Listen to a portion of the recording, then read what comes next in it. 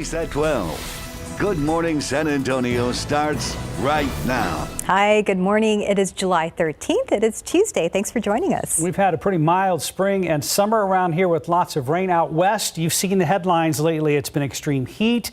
It's been a lack of rain and it's been wildfires. But we can tell you it's actually raining fish in states like Utah. We have some video we want to show you. Yeah, it's actually happening. So these are thousands of juvenile trout, actually 35,000 fish that were dropped in a single flight. That's right. So what they do is they load them up and they fly them over these lakes that are too remote to reach by truck.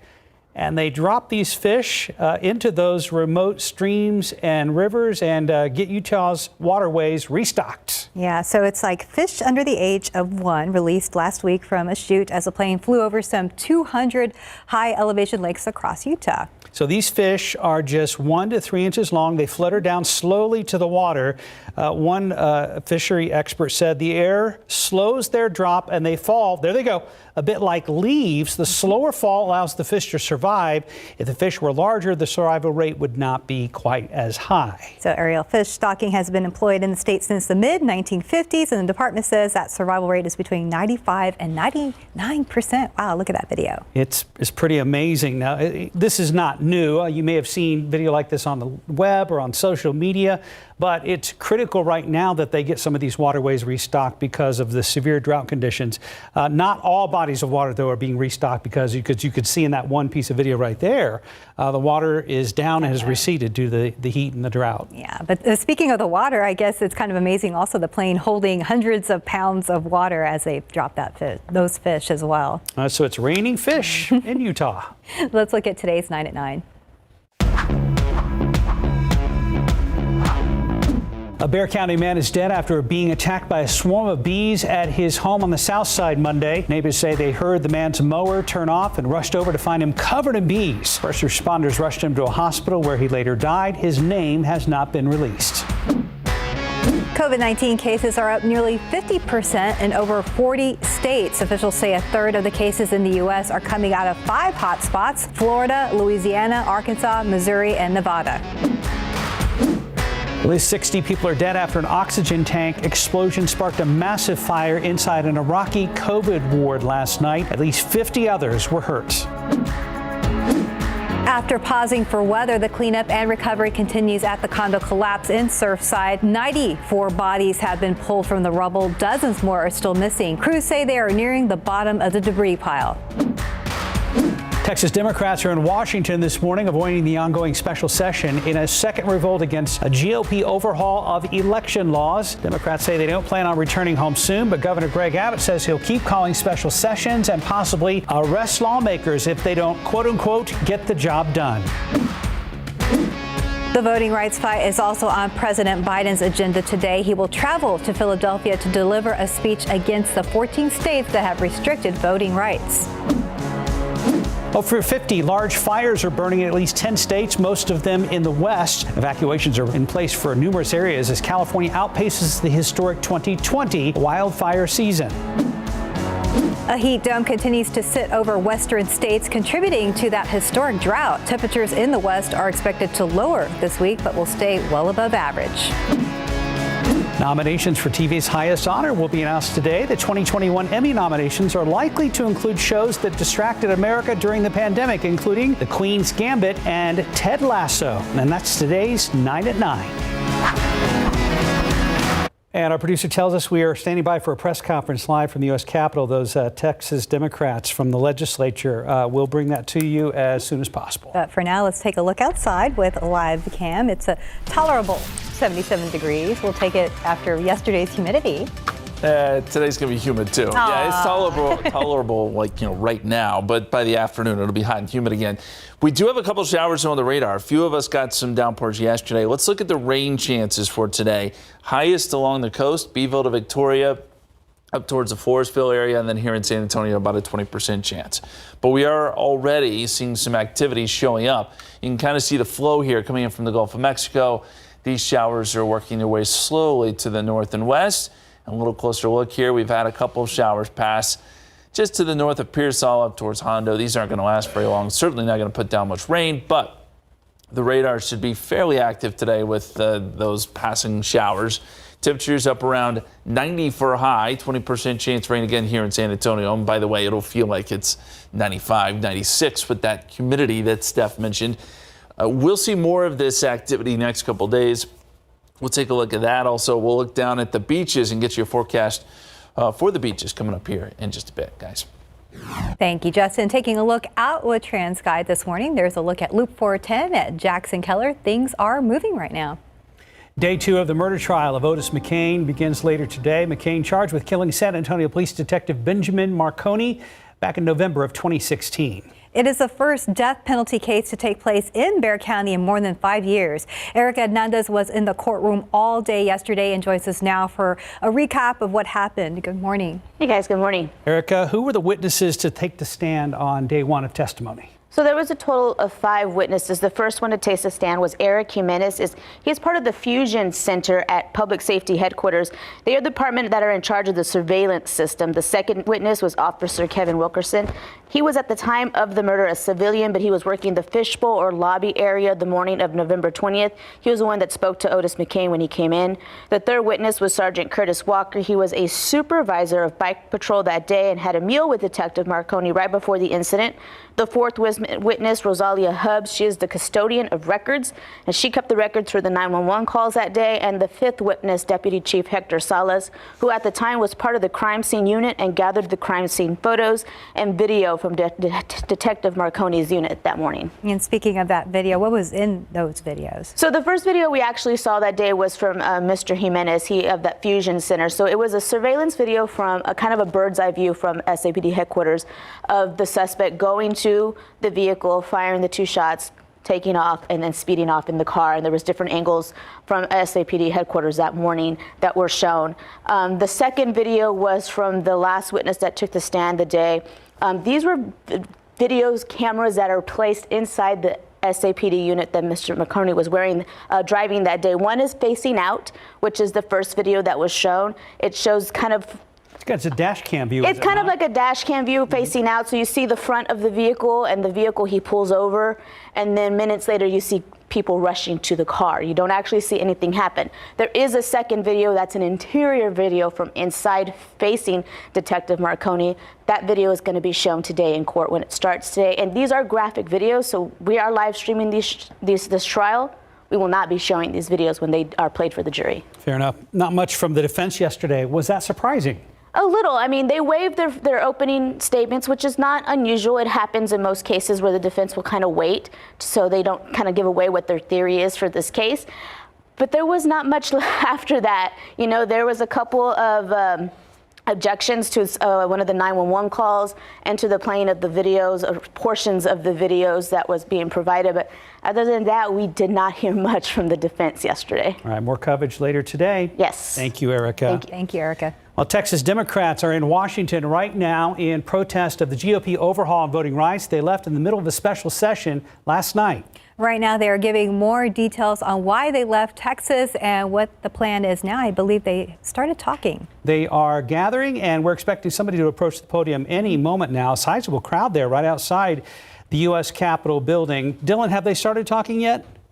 They have not. Okay, they haven't. I thought they did. Okay, I thought. All right. Okay. We are going to move on to our headlines, and we will hopefully circle right back to this momentarily. Top stories we are following today. A major crash on the city's far northwest side has left 3 people dead and 2 others hurt. The crash happened around 2 this morning near the intersection of Babcock Road and Clear Rock Drive. That's near La Cantera. Now take a look at the aftermath. The vehicle is basically unrecognizable and a fence was shattered to pieces. Police say the car left the roadway and rolled through the fence into someone's backyard. 3 people were ejected. 2 of them were dead when first responders made it to the scene. One was treated on the scene, the other taken to a hospital. No word on their conditions. The names and ages of the victims have not been released. San Antonio police are looking for a hit-and-run driver that crashed into a woman and took off. It's happened on the city's east side, South WW White Road. Police say a woman was standing outside her stalled car when someone slammed into the vehicle, then ran her over and took off. The woman was taken to the hospital with bad injuries, but she is expected to be okay. Police do not have a good description of that vehicle other than a dark sedan. I'm being told we are now going back to Washington. That press conference, Texas Democrats now in progress. Tarrant County, but we're happy to have all of these courageous members here today. They made big sacrifices to be here today. These members all come from a variety of different districts. Some of them come from, in D.C., what we would call frontline districts. And they're making a sacrifice so all Americans, regardless of their race, their income, their party affiliation, will have equal access to the ballot. And that is what this is about. Before I turn it over to Chris, would like for Congressman Doggett to also have a few words, and then the next person you hear from after Lloyd will be Chris. We'll wrap this up at the end, but clearly they brought the Texas heat along with the Texas courage. We're glad all of you are out. We are here to honor them and their courage. Their focus not just on what's happening in Texas, but what is happening right over there in the United States Senate. It is a time for bold action, the same kind of bold action and courage we need in the United States Senate and from this administration that these Texas colleagues of ours are demonstrating by their action. Chris, we're so pleased you're here. Thank you for your leadership. Thank you. Thank you. Thank you. Thank you, Congressman Vesey, Congressman Doggett, and our entire Texas congressional delegation, all of whom just do such a fabulous job of representing the Lone Star State here in our nation's capital, fighting for the people of Texas every single day. We can't thank you enough, and thank you for hosting us here this morning. My name is Chris Turner. I am the chair of the Texas House Democratic Caucus. I'm a state representative from Grand Prairie, Texas, in the Dallas-Fort Worth region. As you just heard, more than 50 Democratic members of the Texas House have left Texas to stop Republicans from passing the latest iteration of their voter suppression legislation. And you're going to hear primarily from some of my colleagues today because we have so many strong voices in our caucus. We want to give them the opportunity to speak to the public. But just for everyone's awareness, procedurally how this works is there's 150 members of the Texas House. It takes 2/3 of the body present to constitute a quorum, so 100 members. And we vote in Texas, and we register our attendance by use of voting machines on our desks. And minutes ago, at least 57 letters were delivered to the House Journal Clerk directing the House to lock our voting machines and not unlock them until we provide express permission to do so upon our return to the Capitol. So with that, it's my privilege now to introduce a great fighter, a longtime advocate in the fight for voting rights, my good friend, the chairman of the Mexican-American Legislative Caucus from Dallas, Texas, Rafael Anchia.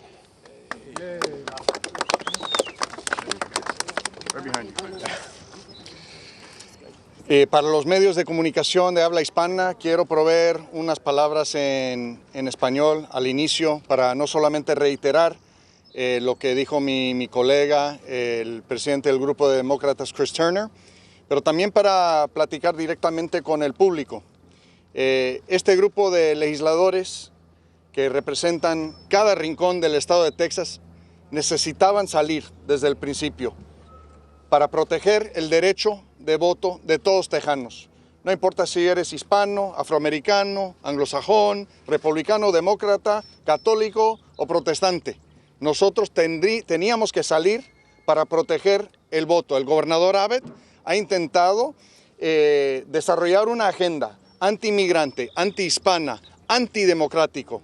Y empezó por quitar el dinero para la Cámara de Diputados y el Senado.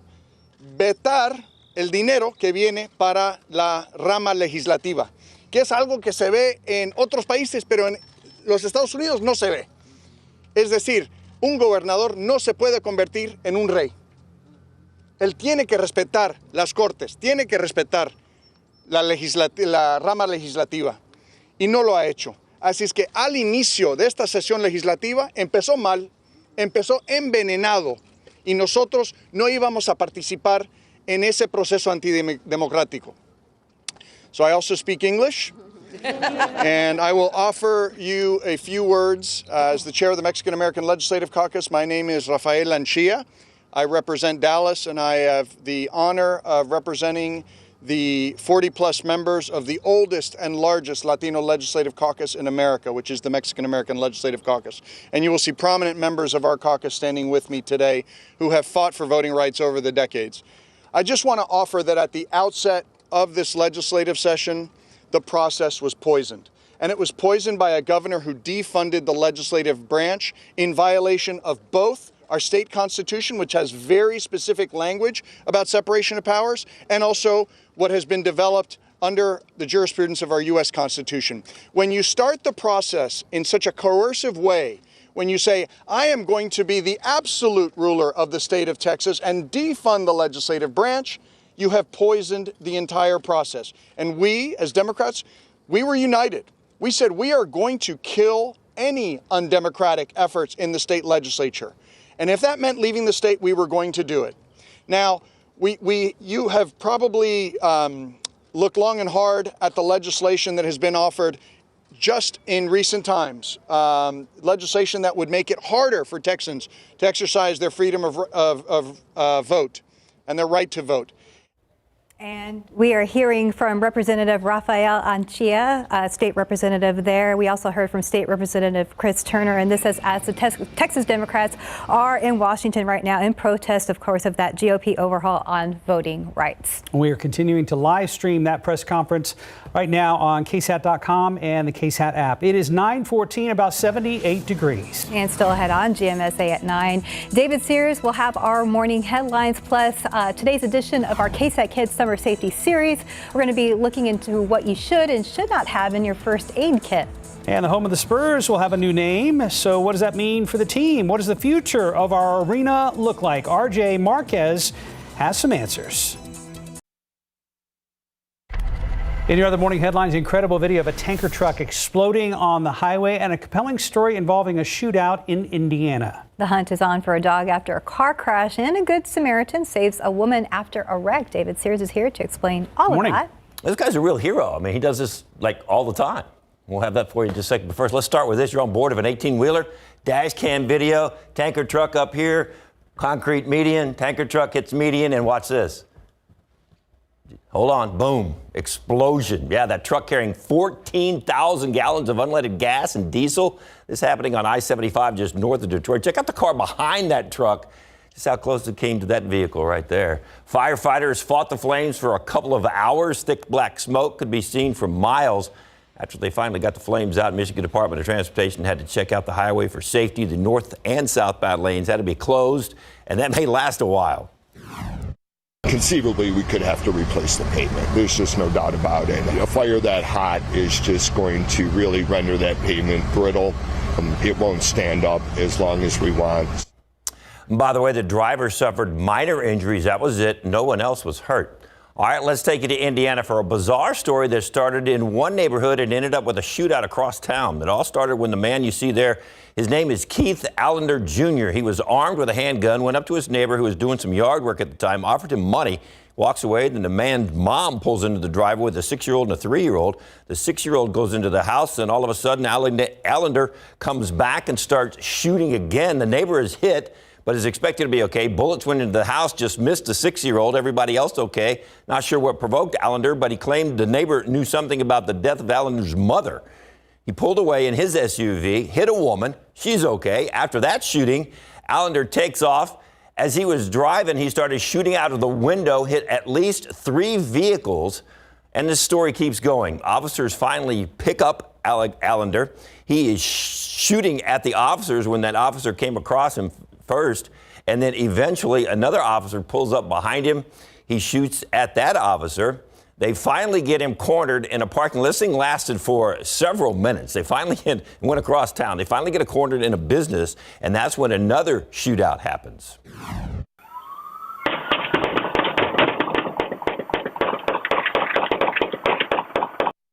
Now you can see that officer right there. She's ducking behind her car, and she gets hit. The only reason they're showing you this is because she was safe because of that right there. That's her Kevlar vest. It stopped that bullet.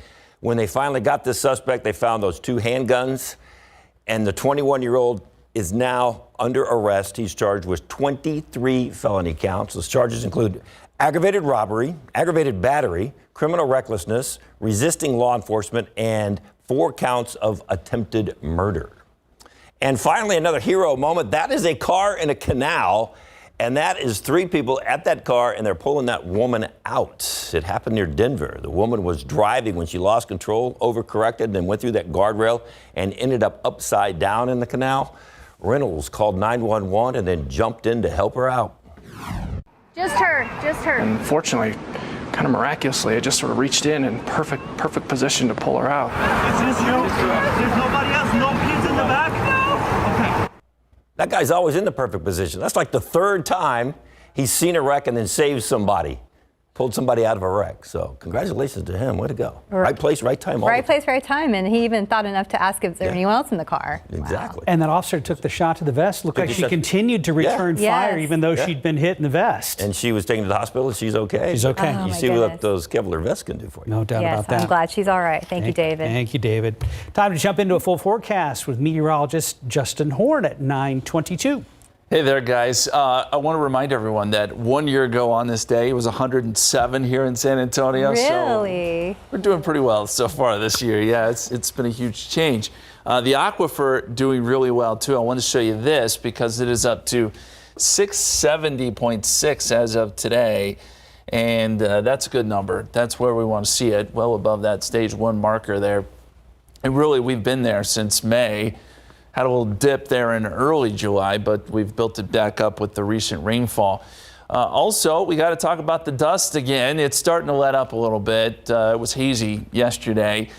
Looks like it's dissipating just a little bit as we get into this afternoon, and I think by tomorrow you really won't notice it too much. However, by Friday, we get another plume moving in it. It looks like by the weekend we'll have some more dust around. So heads up. Again, allergy sufferers, those who are sensitive to that, it's not very fun, and it does look like we'll get another plume Friday, Saturday, and maybe even into Sunday. There's the scene outside right now, 77 degrees. It says cloudy, but we're seeing the sun starting to shine through. Southeasterly winds at about 3 miles per hour, and you can see on the satellite picture, clouds are beginning to break up here, and temperatures closing in on 80 degrees. We are up to 80 in Castroville, 73 Bernie State, 77 New Braunfels, 74 right now in Seguin. Quite a bit more sun as you head east of I-35, 80 right now in Gonzales. You're up to 81 in Del Rio. Dew points. Do we even need to talk about this? You know where we stand here. It's humid. This isn't going to change. It'll be sticky going through the rest of the work week. 94 is what it'll feel like this afternoon. That's your heat index. Most places in the mid-90s. The one factor here that may help to cool us down or keep these numbers in check is that slight chance for rain, and we do have a couple of showers on the radar at this hour. You can see the moisture coming in here from the Gulf of Mexico, and actually some thunderstorms showing up there around Corpus, some lightning strikes being detected.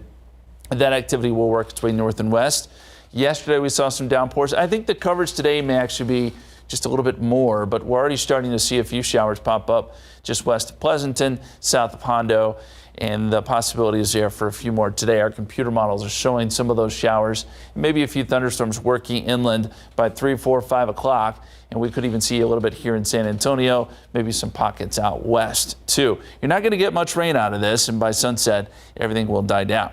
Forecast for today takes us up to about 20% chance of rain in the forecast for those pop-up downpours. And as we look long-term here, high pressure does not sit over us. It still will be on either sides of the country, west around Los Angeles and then down around Florida and Atlanta. That's where the hot stuff will be. We're in the middle where just sort of an unsettled pattern. There's some chances for some afternoon showers or storms each and every day through about Friday, maybe into Saturday. Otherwise, temperatures in the low 90s, and we're looking at partly cloudy skies, guys. Thank you, Justin. And still ahead, I believe we are checking in with Alicia Barrera. Hey, good morning, you guys. Well, it is summertime, and I'm sure you want the kids to be outdoors, but the big problem are mosquitoes, and sometimes mosquito repellent isn't enough. So just ahead here on GMSA, we're with Metro Health Vector Department to talk about tips and tricks on how to keep you and your family safe at home. And welcome back. It's 9:29. The city of San Antonio is doing their part to protect the community and visitors from mosquitoes and the diseases they carry. Metro Health's Vector Control Department provides pest control services year-round on public property to help eliminate the breeding source. Alicia Beretta is live from the Claude Black Community Center on the east side with more on the department's efforts to keep you and your family safe. Good morning, Alicia. Good morning. Well, definitely we want the kids to be outdoors, enjoy the sun. It is summertime after all, but the big thing are those mosquito bites, and I'm sure your kids and probably you at home have been complaining about it. So what are some things that we can do to keep each other safe at our home? So one thing we talk about, they've already dumped the water, but if you have plates like these under your plants, that accumulation of water is a perfect place for mosquitoes. So sometimes these repellents just won't cut it. Obviously, it's good to have them in your car with you at all times, but also the expert here, Joel Lara, he's the senior sanitarian for the Vector Department for Metro Health. Good morning. You say this is one of the most effective ways to prevent mosquitoes. Yes, it is. And they're readily available. You can go, they're sold at your local retail home improvement store. We call them mosquito dunks. They're very target specific. These last about 30 days, and each dunks will treat about 100 square feet, and it can be broken up into pieces. So that's what you're going to do right now. So at home, if you have an issue with mosquitoes in your backyard, but you want the kids to be out there, this is a good way. So like you see Joel doing here, he broke it up into pieces, and he's going to put it in an area where there's stagnant water, correct? Correct, yes. This is a larvicide, so it will take care of the mosquito larva, and that'll be less adult mosquitoes flying around. So that's getting rid of the source, right? We're not letting them grow up to be the adult mosquitoes, which is what hurts. That is correct. It is the adult mosquito, and specifically the female adult mosquito that are the biters. And another thing that we have over here to my right, those black bins, he says that this is actually something very common that y'all have actually got called out to even schools in the area. So what's the big issue that we're seeing with these rain collectors here?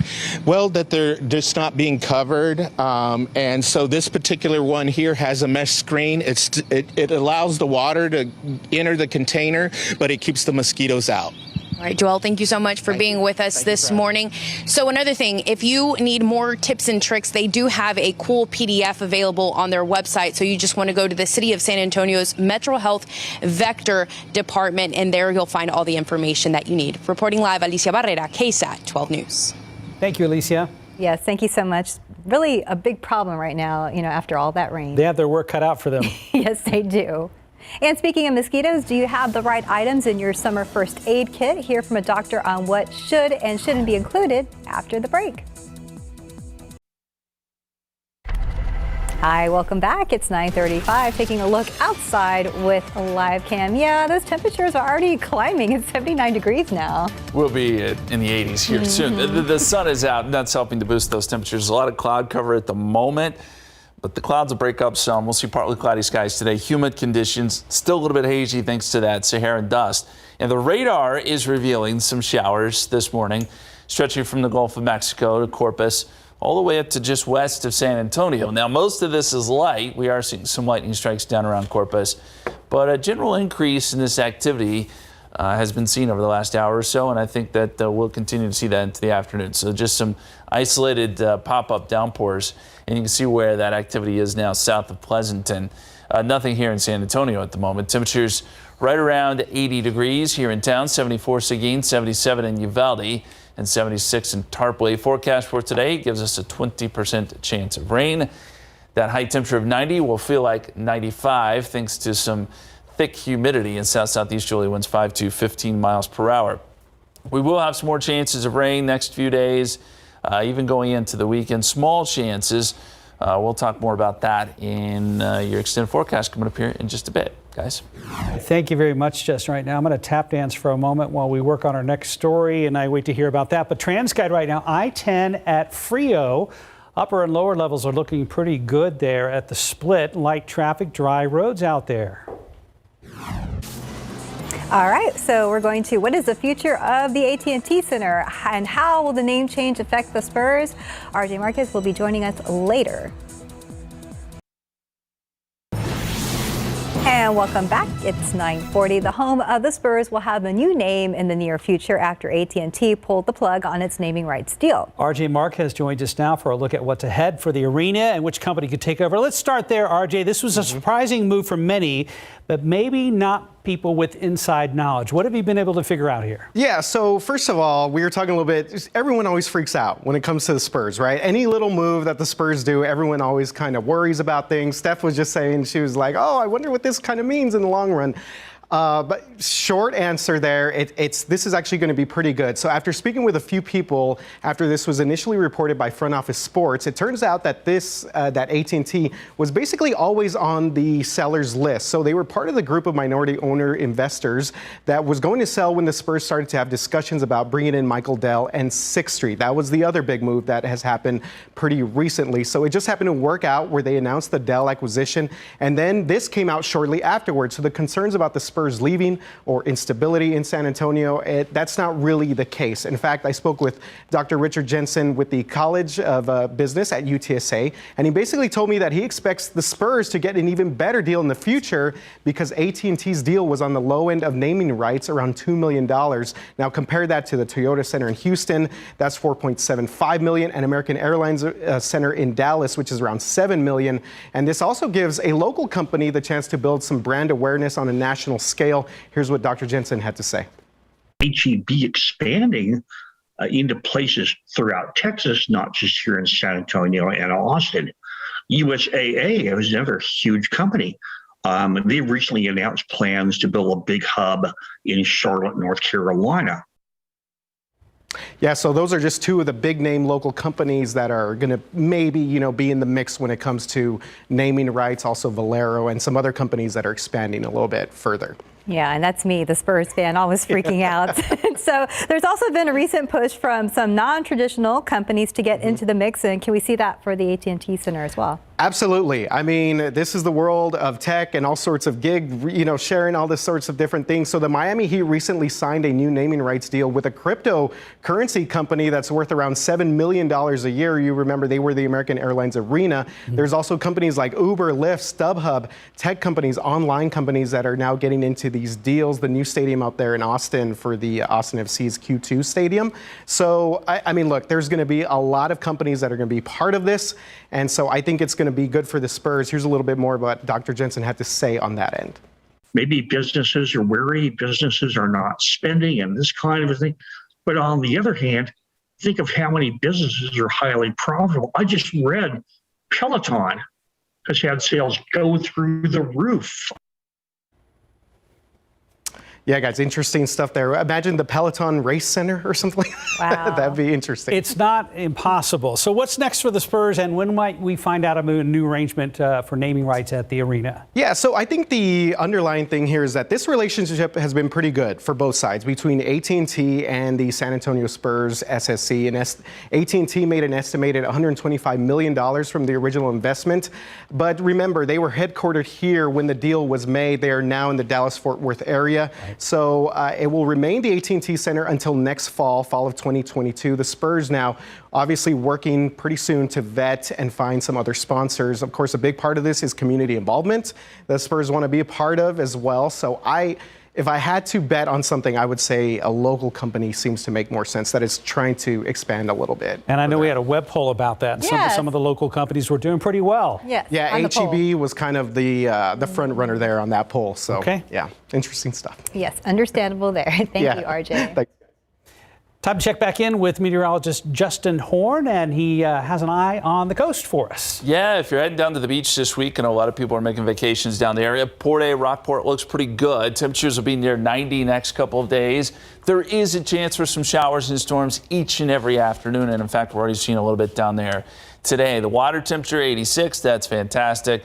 And the wave height 2 to 3 feet, so no big deal. But that rain chance anywhere from 30 to 40%, so you may have to dodge a shower or two. Not the biggest of issues, though, because these are pretty quick-moving showers and storms. There's a look at the radar right now. Everything's coming in from the Gulf of Mexico. See a nice influx of moisture here, some showers and storms along the coast, and then some of those are trying to spread a little bit further to the north and west up along I-37 towards the San Antonio area. So a little closer look here around Corpus, and you can see there are some lightning strikes here, so we certainly could see a few rumbles of thunder today, especially closer to the coast.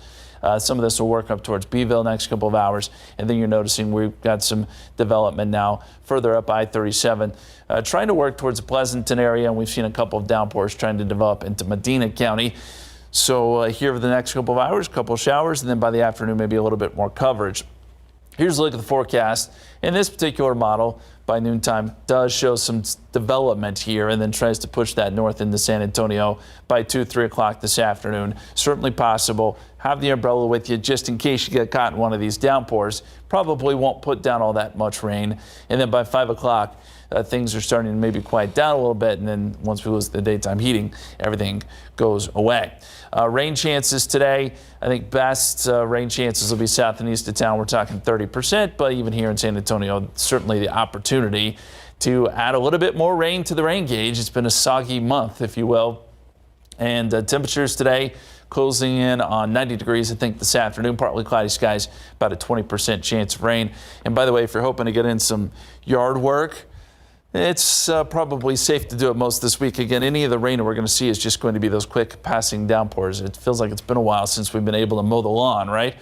Outside right now, mostly cloudy, 77 degrees, southeasterly winds at about 3 miles per hour. 70s and 80s for the most part here in Bexar County, 77 Bernie Stage, 73 Lost Maples, and you're already up to 82 down there in Cotulla. Forecast heat index will be in the mid-90s this afternoon. There's enough humidity there to push the heat indices to pretty uncomfortable levels, especially as you get down towards Beeville. Long term, we've got high pressure out west. That's been causing all the heat there. High pressure over the east coast, a lot of heat there. We're in the middle. There's not much going on. There's not a big trigger to get rain going, but there's also not a ridge of high pressure over top of us to keep rain from happening. So the forecast just brings slight chances today, tomorrow, and then maybe a few more chances Friday into Saturday, although they're low end. And keep in mind, we may see a little bit more dust, some African dust moving in Friday into Saturday. We'll be right back. Earlier in the newscast, we told you we're going to tell you about what you should have in your summer first aid kit. And we talked to a doctor from Children's Medical Center here in San Antonio. We're having technical problems with this story, so we're going to try to bring that to you tomorrow right here on GMSA at 9. We'll try to work it out. We'll let you know. But also this morning, so record heat and drought fueling wildfires in the west. Yeah, it's already been a long summer extremes, and we have a long way to go. ABC's Andrew Dembert has more. This morning, new accounts from the front lines of the massive firefight in the west. The extreme heat and record drought supercharging 58 major fires across the region.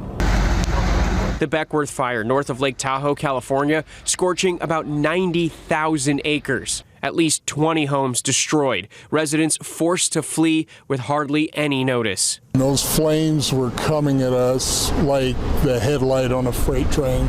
We just left everything. There was nothing we can do. We had to get out. More evacuations in Mariposa County, where the river fire now threatens a critical route into Yosemite National Park. I hope everything is still there when I get back. In southern Oregon, the bootleg fire has been threatening a major power grid that connects Oregon and California. The fire doubling in size every day for 3 days. Andrew Dembert, ABC News, New York. Good morning. Hey guys, good morning. Coming up on Live, Carla Gugino from Gunpowder Milkshake. Plus, the Scripps National Spelling Bee champ joins us here on Live. See you soon.